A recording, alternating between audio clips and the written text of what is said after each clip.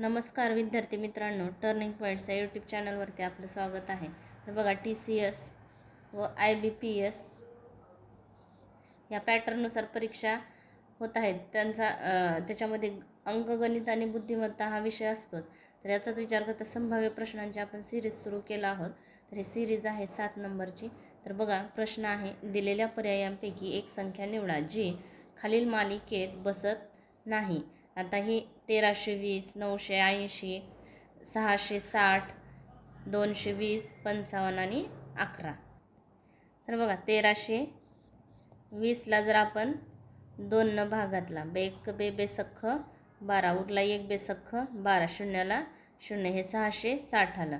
तर 660ला आपण 3ने भाग घालू. 3 1 3, 3 2 6, 3 2 6, शून्याला 0, 220. तर 220ला इथं 2 झाला, 3 झाला, तर 4 भाग घालू. 4 1 4, 4 पंचे 20, परत 2 उरले, 4 पंचे 20, आलं 55. तर 55ला कितीनं घालू? 4 झाल्यावर आता 5 राहिले. 5 1 5, 5 1 5, 5 1 5, इथं किती आलं? 11. तर ह्या मालिकेमध्ये कोणची संख्या बसत नाही? तर 998 ही संख्या बसत नाही. म्हणजे उत्तर आहे 3 नंबरचं. चला, पुढचा आहे प्रश्न आहे, घराची सध्याची किंमत 46,40,000 आहे. जर त्याची मूल्य प्रतिवर्षी 5% दराने घसरत असेल, त्यामुळे 3 वर्षानंतर घराची किंमत काय असेल? 5% म्हणजे 100मधून 5 गेले 95%. किती वर्ष? 3 वर्ष. तर किंमत किती आहे? 46,40,000. 3 वर्ष घसरते 5% दरानेच. गुणुले 95 भागिले 100 गुणुले 95 भागिले 100. 1 2 3 4, 1 2 3 4. तर या सगळ्यांचा गुणाकार येतो 464 गुणिले 95 गुणिले 95 गुणिले 95. तर यांचा गुणाकार येतो एवढा गुणाकार येतो. राहिले किती? भागिले 100. हे 2 शून्य कटले, हे 2 शून्य कटले. तर किती 3 वर्षानंतर घराची किंमत काय किती असेल? तर 39,78,220 ही त्यांची 3 वर्षानंतरची घराची किंमत असेल. हे आपलं उत्तर आहे. तर चला, पुढचा आहे प्रश्न बघा, एका पुरुषाने 8 तासामध्ये 28 किलोमीटरचे अंतर पार केले. त्याने प्रवासाचा काही भाग 2 किलोमीटर/आवर वेगाने पायी आणि शिल्लक भाग 6 किलोमीटर/आवर वेगाने सायकलने पूर्ण केला. त्याने पायी पार केलेले अंतर किलोमीटरमध्ये किती असते? सूत्र बघा, वेळ भागिले अंतर भागिले वेग. वेळ बरोबर अंतर भागिले वेग. आता काय म्हटलं इथं? त्याचा पायी केलेलं अंतर काढायचं आहे. तर आपण अंतर हे x मानू. ठीक आहे. तर इथं वेग किती आहे पायीचा? 2 किलोमीटर/आवर आहे. अंतर भागिले वेग. अंतर आपण किती मानलं? x भागिले 2. आणि परत सायकलने केलेलं वेग किती आहे? 6 किलोमीटर. पण मग ह्याच्यातून मायनस करावं लागेल. 28 टोटल अंतर आहे 28 किलोमीटर. तर 28 अधिक 28 वजा x भागिले 6. आणि ह्या दोघांचं टायमिंग किती आहे? वेळ किती आहे? तर 8 तास आहे. तर आपल्याला फक्त पायी केलेलं अंतर विचारलं आहे. तर चला, तिरपा गुणाकार करू. 6x अधिक 28 2 कंसात 28 वजा x भागिले 6 दुनी 12. ही अधिक x वजा x कटलं, ह्या दोन्हींचा गुणाकार. सॉरी, तर 6x येते ना, कसं काय कटणार? ह्यांचा गुणाकार करू आपण आता. 6x अधिक 28 दुनी 56 वजा 2x भागिले 12. आता गुणाकारातले भागाकारातले 12 गुणाकारात जाणार, म्हणजे 12 × 96 इथं 6x अधिक 56 वजा 2x. आता हे 6 आता इथं वजाबाकी करू. 6मधून 2 गेले किती 4x राहिले. इकडं अधिक 56चे इकडं वजा 56 झाले. या दोघांची बेरीज 6मधून 6 गेले 2 राहील 0 आणि 9मधून 5 गेले 4 राहिले. तर इथं 4 1 4 4 1 4 म्हणजे पार केलेले अंतर किती आहे त्याचं 10 किलोमीटर आहे. उत्तर आहे हे. तर चला पुढचा प्रश्न आहे. खालील सरळ रूप द्या. ते 30% ऑफ म्हणजे गुणाकार भागिले 100 गुणिले कंस परत छोटा कंस 40 गुणिले 820 भागिले 100 कंस बंद वजा 8 परत कंस भागिले 100. इथं टक्के पर्सेंटेज आहे भागिले 100 आणि गुणिले किती 60 600. हे कंसातलं सोडून घेऊ अगोदर आपण. हे 0 कटलं 0 0 0 राहिले. इथं 40 आहे आणि हे 0 कटला 82 चोक 328. बघा 4 दुनी 8 8 चोक 32 वजा 200 इथे किती 28 वजा 28. 28 8मधून 8 गेले 0 2मधून 2 गेले 0 राहिले 3ला 3. तर भागिले 100. इकडं काय 600 आणि इकडं काय 30 भागिले 100. 1 2 3 4 1 2 3 4 3 त्रिक 9 9 सख्ख 54 0 म्हणजे हे समीकरण सोडवल्यानंतर काय ते उत्तर आपलं तर 540 हे आपलं उत्तर आहे. तसेच आपलं टर्निंग पॉईंट्स या नावाने ॲप पण आहे. त्याच्यावरती आपण विविध परीक्षेचे टेस्ट सिरीज लॉन्च केलेले आहेत. तर तुम्ही एक वेळेस नक्की भेट द्या. तुम्हाला डिस्क्रिप्शन बॉक्समध्ये ॲपची लिंक भेटून जाईल. तर चला पुढचा प्रश्न आहे. अंक x अधिक y अधिक z बरोबर 11 आणि xy अधिक yz अधिक xzx बरोबर 42 असेल तर x2 अधिक y2 अधिक z2 चे मूल्य काढा. तर हे x2 नाही तर हे आहे मिस्टेक झाली आहे टायपिंगमध्ये. एक्सचा वर्ग अधिक वायचा वर्ग अधिक झेडचा वर्ग याचे मूल्य विचारलं आहे. तर सूत्र तुम्हाला माहिती आहे का. यालाच आपण एक्स अधिक वाय अधिक झेडचा वर्ग म्हणजे ह्याला आपण कसं लिहू शकतो एक्सचा वर्ग अधिक वायचा वर्ग अधिक झेडचा वर्ग अधिक 2 कंस एक्स वाय अधिक वाय झेड अधिक झेड एक्स असं लिहितो आपण. हे सूत्र आहे. तर बघा आता आपल्याला काय दिलं आहे एक्स अधिक वाय अधिक झेड बरोबर काय दिलं आहे 11. तर आपण आता इथं 11चा वर्ग करू. ठीक आहे. तर हे याची किंमत काढायची आहे म्हणून आपण हे जशास तसं घेऊ. एक्सचा वर्ग अधिक वायचा वर्ग अधिक झेडचा वर्ग अधिक 2 कंसात ह्याची किंमत किती दिली आहे आपल्याला तर इथं किती आहे हो का 42. तर हे 42. ठीक आहे. 42 आणि 2चा गुणाकार किती 42 दुनी 84. एक्सचा वर्ग अधिक वायचा वर्ग अधिक झेडचा वर्ग राहिला इथं. परत इथं 11चा वर्ग 121. तर अधिक 84ला आपण इकडं वजा 84 म्हणजे 121मधून 84 गेले किती राहतात तर 37 राहतात. म्हणजे आपल्याला एक्स वर्ग अधिक वाय वर्ग अधिक झेड वर्गची किंमत काय भेटली आपल्याला तर 37. आपल्याला हे जर सूत्र माहीत असलं तर हे गणित आपल्याला सोडवण्यास मदत होऊन जाईल. तर चला पुढचा प्रश्न आहे. प्रश्न बघा. गेल्या वर्षी रंजनचा मासिक पगार 34,500 होता आणि यावर्षी त्याचा मासिक पगार रुपये 38,640 आहे. तर रंजनच्या गेल्या वर्षीच्या मासिक पगाराच्या तुलनेत या वर्षीच्या मासिक पगारात किती टक्के वाढ झाली आहे? तर बघा, त्याची मासिक पगार 38,640 आणि त्याच्या अगोदर किती होती? 34,500 रुपये होती. यांची वजाबाकी 0, 4, 6तून 5 गेले, 1 राहिला, 8मधून 4 गेले, 4 राहिले, 3मधून 3 गेले, 0. म्हणजे किती रुपये पगार वाढले त्याची? तर 4,140 रुपये पगार वाढले. पण आपल्याला काय विचारलं आहे? तर टक्केवारी विचारलं आहे.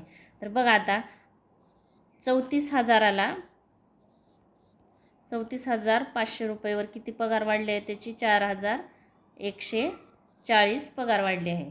तर 100 रुपयाला किती वाढले असेल बघू आपण. तिरपा गुणाकार 4,140 गुणिले 100 भागिले 34,500 1 2 1 2.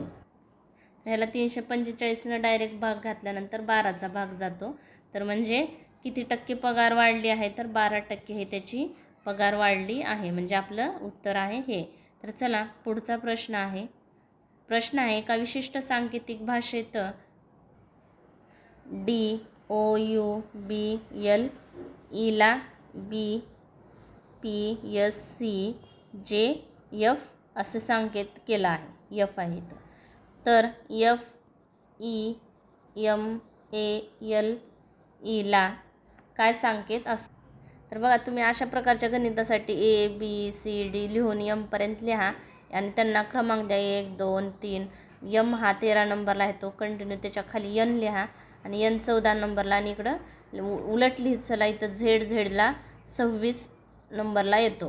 म्हणजे असे क्रमांक दिल्यानंतर तुम्हाला असे गणित सोडवण्यासाठी मदत होईल. बघा आता D आहे 4 नंबरला आणि B आहे 2 नंबरला. म्हणजे इथं काय केलं असेल तर वजा 2 केलं. O आहे 15 आणि P आहे 16. म्हणजे इथं काय केलं आहे? अधिक 1 15 16 आणि U आहे 21 नंबरला, S आहे 19 नंबरला. तर इथं काय केलं असेल? वजा 2. म्हणजे असाच पॅटर्न आहे. अधिक 1 वजा 2 अधिक 1 वजा 2. आता इथं वजा 2 म्हणजे F आहे 6 नंबरला. 6तनं 2 गेले, 4 राहिले. म्हणजे इथं काय 4 नंबरला आहे? D वजा 2. आता इथं E आहे 5 नंबरला आणि 5 आणि 1 6. 6 नंबरला आहे F. तर इथं पुढे M आहे 14 नंबरला आहे बघा. पण इथं काय करावं लागेल? वजा 2 करायचं आहे. M 13 नंबरला. 13तून 2 गेले, 11 राहिले. 11 नंबरला आहे K. आता इथं अधिक 1 घ्यावं लागेल. 1 आणि 1 आणि 1 2. 2 नंबरला आहे B. L आहे 12 नंबरला. आता इथं काय करावं लागेल? वजा 2. 12तून 2 गेले, 10 राहिले. 10 नंबरला काय आहे? तर J आहे. तर E आहे 5 नंबरला. इथं अधिक 1 5 आणि 1 6. 6 नंबरला आहे F. म्हणजे उत्तर काय येते आपलं? DFKBJF. DFKBJF हे आपलं उत्तर आहे. तर चला पुढचा प्रश्न आहे. मालिकेतील पुढील क्रमांक शोधा. 7 4 11 15 26. बघा आता 7 आणि 4 11 आणि 4 आणि 11 15. परत 11 आणि 15 26. 15 अधिक 26 किती होतात? 41. बघा ह्या दोघांची बेरीज इथं घेतलं आहे. परत ह्या दोघांची बेरीज इथं घेतलं आहे. ह्या दोघांची बेरीज इथं, तर ह्या दोघांची बेरीज इथं येणार. म्हणजे काय येईल? क्वेश्चन मार्कच्या ठिकाणी 41 हे आपलं उत्तर आहे. तर पुढचा आहे प्रश्न. 5 किलो निकृष्ट दर्जाचा तांदूळ 10 किलो चांगल्या प्रतीच्या तांदळात मिसळला जातो. चांगला दर्जाच्या आणि कमी दर्जाच्या तांदळाच्या किमती अनुक्रमे 85 रुपये आणि 46 रुपये आहेत. तर मिश्रणाची प्रति किलो सरासरी किती किंमत शोधा. बघा आता 5 किलो तांदळाची किंमत किती आहे? तर 46 रुपये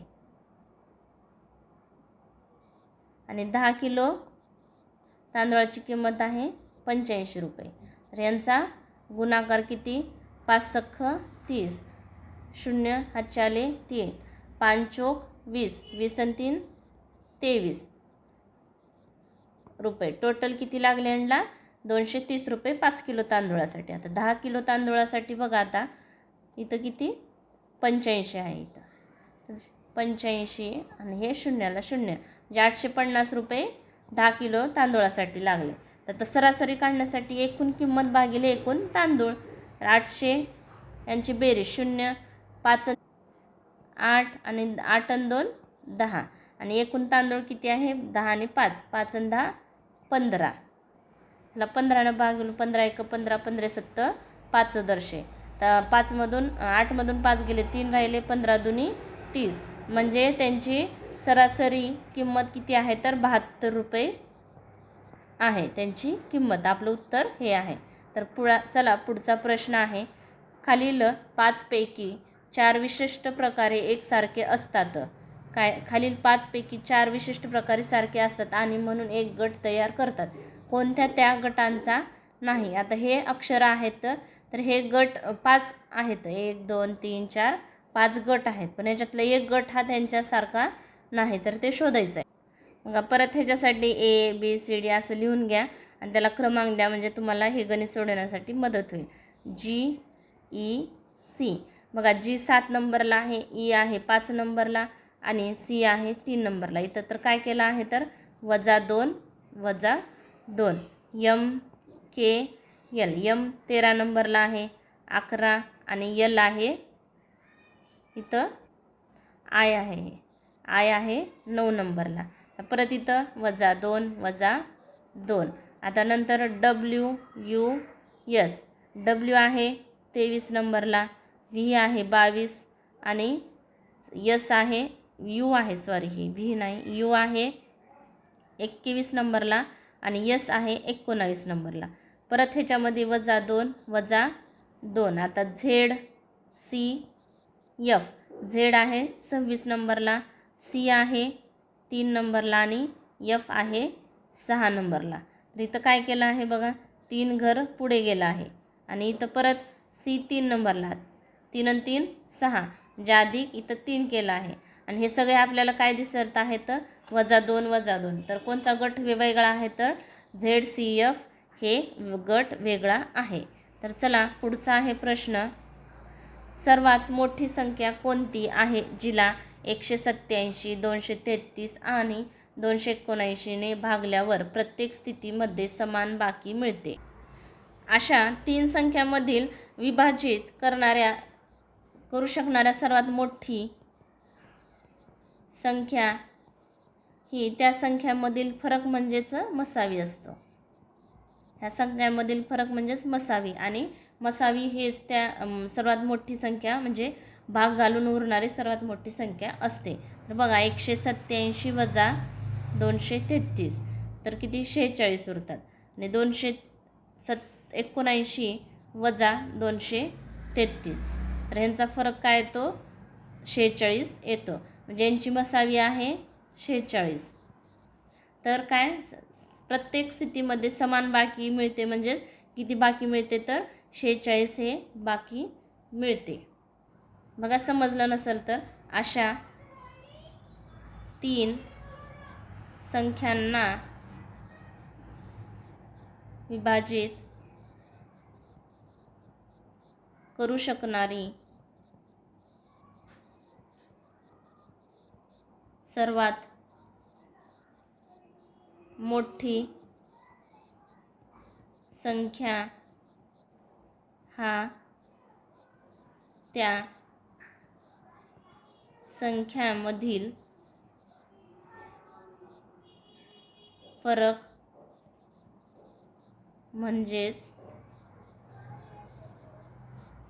मसावी.